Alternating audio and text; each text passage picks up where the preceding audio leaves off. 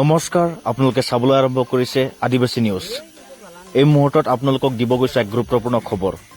তিনিচুকীয়া জিলাৰ 83 নং মাৰ্ঘেটা সমষ্টিৰ অন্তৰ্গত অমৃত গাঁৱত গৰাখহনীয়াই ভয়ংকৰ ৰূপ ধাৰণ কৰিছে।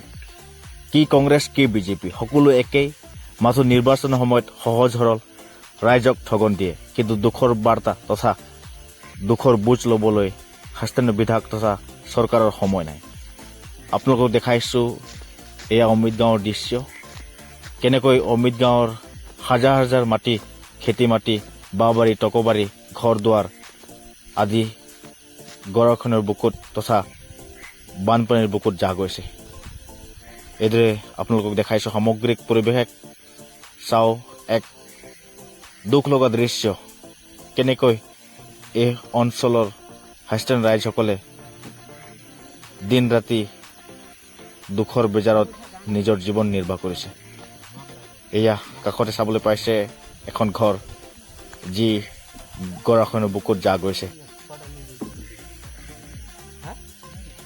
বানপানীৰ প্ৰবল গৰাখহনীয়াই অঞ্চলটোৰ বহু মানুহৰ ঘৰ দুৱাৰ, খেতি মাটি, তামোল টকো আদি শ সম্পত্তিৰ বৃহৎ ক্ষতিসাধন কৰিছে। মানুহবোৰ অকৰি হৈ জীৱন যাপন কৰিছে। ধন্যবাদ।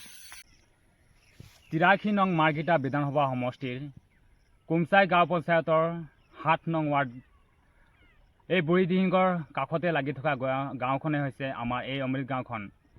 আৰু আজি আমি অতি দুখেৰে ক'বলগীয়া হৈছে, বিগত কংগ্ৰেছ দিনতে হওক, বিজেপি চৰকাৰ দিনতে হওক, আমি এই গৰাখহনীয়াৰ প্ৰতিৰোধৰ বাবে চৰকাৰক বাৰম্বাৰ আমি নিবেদন জনাইছিলোঁ।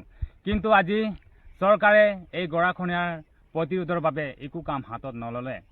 আজি আমি অতি দুখেৰে ক'বলগীয়া হৈছে, এইখন গাঁৱৰ ৰাইজ আজি প্ৰায়জনৰ ফেমিলিৰ আজি ঘৰ বাৰীকে ধৰি সা সম্পত্তি সকলোবোৰ আজি এই বুঢ়ীদিহিং বুকুত জাহ গ'ল। তেখেতে আজি এইখন গাঁৱত পূৰা টালি টোপোলা বান্ধিখিনি আন এখন গাঁৱলৈ প্ৰব্ৰজন কৰিবলগীয়া হৈছে। তাতোতকৈ দুখ লগা কথা আমাৰ কি আছে?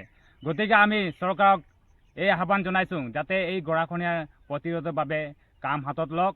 আৰু যিসকলে পৰিয়াল আজি তেখেতৰ মাটি বাৰী নাইকিয়া হৈ গৈছে, তেওঁলোকক অতি সোনকালে তেওঁলোকক থাকিবলৈ বাবে ব্যৱস্থা কৰি দিব কাৰণে আমি চৰকাৰক বিশেষ আহ্বান জনাইছোঁ।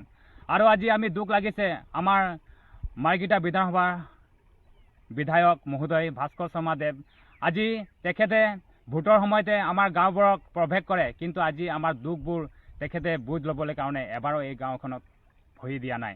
গতিকে আমি আমাৰ বিধায়ক মহোদয়কো আমি আহ্বান জনাইছোঁ, যিসকলে আজি মাটি বাৰী এই বুঢ়ীদিহিং বুকুত জাহ গৈছে, তেওঁলোকৰ ফেমিলিক অতি সোনকালে সহায় সহযোগ আগবঢ়াবৰ কাৰণে আমি এই গাঁৱৰ ৰাইজ হৈ, এই ভুক্তভোগী ৰাইজ হৈ আমি আহ্বান জনাইছোঁ।